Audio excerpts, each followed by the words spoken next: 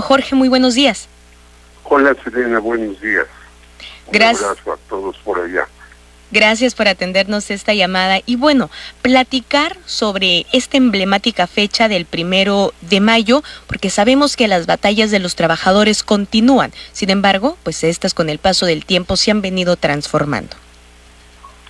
Sí, esta fecha es la conmemoración de los mártires de Chicago, donde encerraron a unos trabajadores, quemaron la fábrica y murieron muchos, entre ellos muchas mujeres, hay que decirlo, que han sido una pieza fundamental en el trabajo, no solamente del hogar, que no se remunera y debería de hacerse, sino en todos los trabajos del mundo, las mujeres son una pieza clave.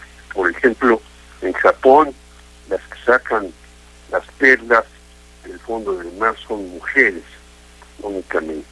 En fin, en varias tareas las mujeres son mucho mujeres que los hombres, a pesar de que vivimos en un país machista y se piensa que el hombre es el más importante. Pero estas batallas han cambiado durante todos los años. Un teórico que yo lo he seguido durante muchos años de economía es Carlos Marx, y nos hablaba de los obreros como los que iban a hacer el cambio del mundo y lograr el socialismo.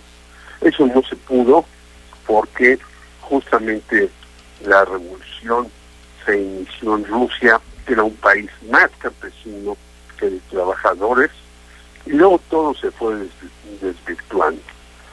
Se pensaba que los obreros estaban en desaparición.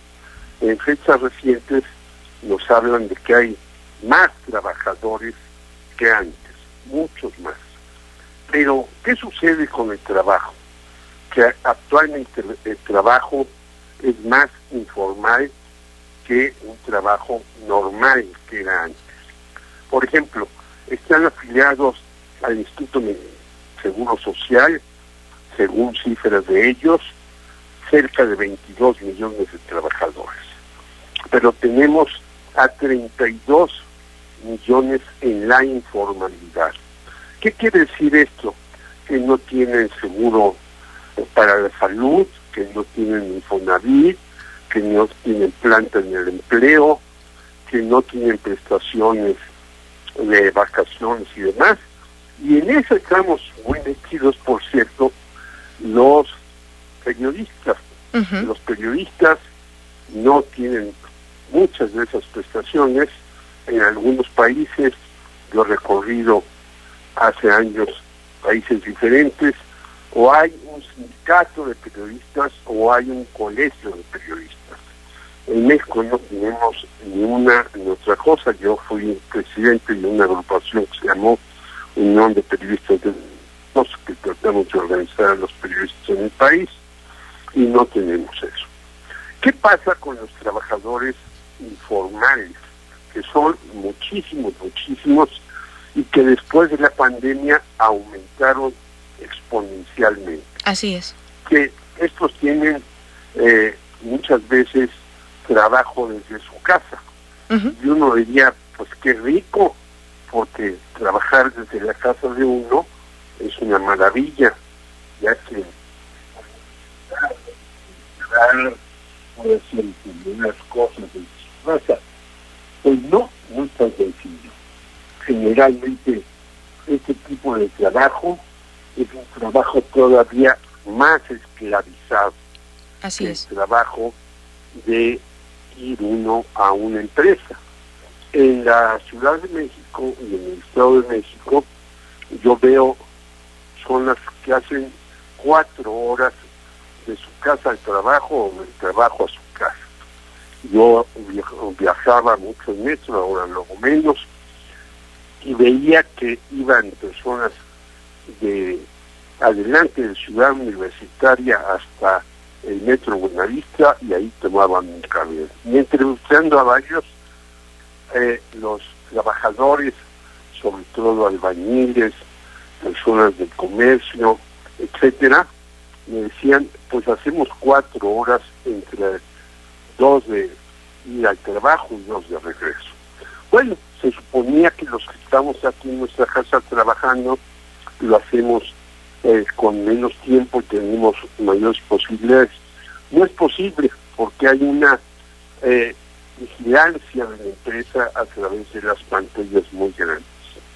En empresas como la IBM, incluso tú llegas a trabajar, te ponen un cinturón de seguridad y te dan en las 8 horas que estás trabajando media hora para ir al baño o para comer alguna cosa, porque el cinturón está ensamblado en una computadora y si te pasas de la media hora que tienes de permiso te descuentan el día. Así sucede también quienes trabajamos en casa.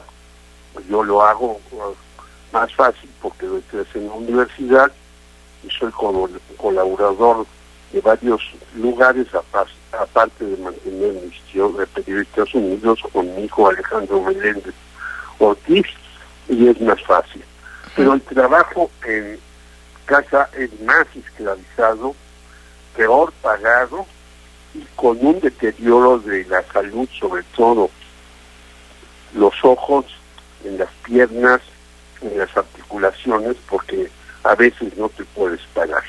Totalmente. Está recomendado por la Organización Mundial de la Salud que los que trabajamos en computadoras a las 2 horas nos paremos, demos una vuelta, veamos hacia afuera para que salgan nuestros ojos de la pantalla y podamos tener una mejor calidad de vida. El trabajo en la computadora en los esclavos se llama neoesclavismo. Hay un libro fantástico de Günter Wallraff, un alemán que tiene un libro llamado El periodista imposible, y que tiene otro sensacional que se llama Cabeza de Turco. Él se camufló como turco para ver cómo trabajaban los turcos en Alemania, que trabajan, por ejemplo, en los reactores nucleares y mueren muy jóvenes. Y este Wallraff nos habla del nuevo trabajo neoesclavizado. Así pues, sube la cantidad de trabajadores en número, bajan los salarios mucho y estamos en una situación francamente terrible. Ahora 16 familias en México ganan el 30% del Producto Interno Bruto y el 90% de las familias ganan el 1% del Producto Interno Bruto. ¿Qué quiere decir eso?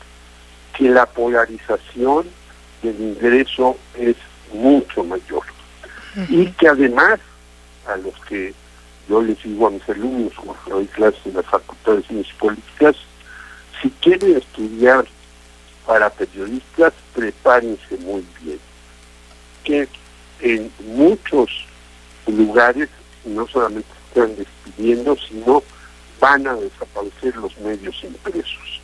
Los electrónicos van a tener mayor vida, pero ahora con la compra por parte de Elon Musk de Twitter, quién sabe cómo se pongan las cosas. Por lo tanto, el trabajo que es el que crea la riqueza según Carlos Marx y está aceptado incluso hasta por los neoliberales, no solamente va creciendo el número, va bajando en términos relativos, sino va siendo todavía más opresivo. Por lo tanto, es hora de defendernos todos, no solamente los trabajadores de los sindicatos, sino los trabajadores del periodismo, para tratar de que los que ganan pesos en México, yo conozco de lejos a 2 o 3 directores de periódicos, ganan muchísimo dinero,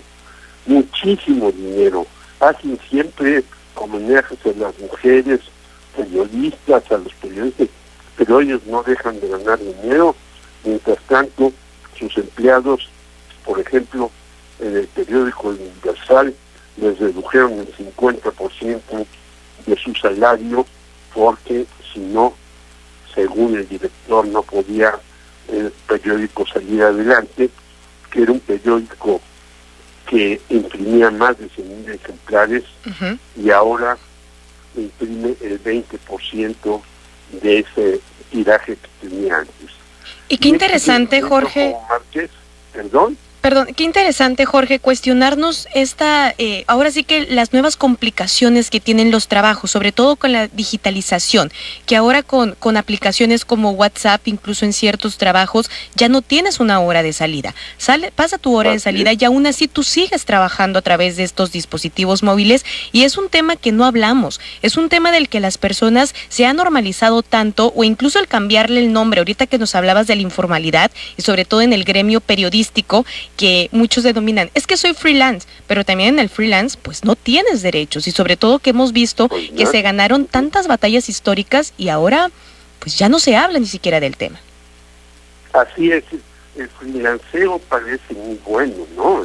Yo hago un portal y de ahí digo, pues no, el freelancear también implica hacer más acopiación de material exclusivo que no tengan en otros portales y entonces te implica más trabajo, a más horas dedicadas a esas y te implica ser tu pequeño empresario, pero que si tú tienes un accidente pues quedas desamparado de todo, ¿no? Y tu familia queda en la ruina. Y acabamos de ver, yo conocí a Luis Enrique Ramírez, que fue asesinado en Sinaloa. Hoy es el 9º este año, es el número 34 en la administración de Andrés Manuel López Obrador. Estaba protegido por el mecanismo de, valga la redundancia, de protección a periodistas, que no sirve absolutamente para nada, y se ha dicho que se están haciendo foros en diversas entidades para hacer un nuevo mecanismo que estará listo hacia fin de año. Pues estaremos muy pendientes de cómo se da este mecanismo. Jorge Meléndez. 8 meses más para que tengamos un nuevo mecanismo y mientras tanto va a haber más muertes. Discúlpame por esta adición, te mando un abrazo, Selena, y otro a tu audiencia y felicidades. No te preocupes, Jorge, muchísimas gracias, que tengas excelente día.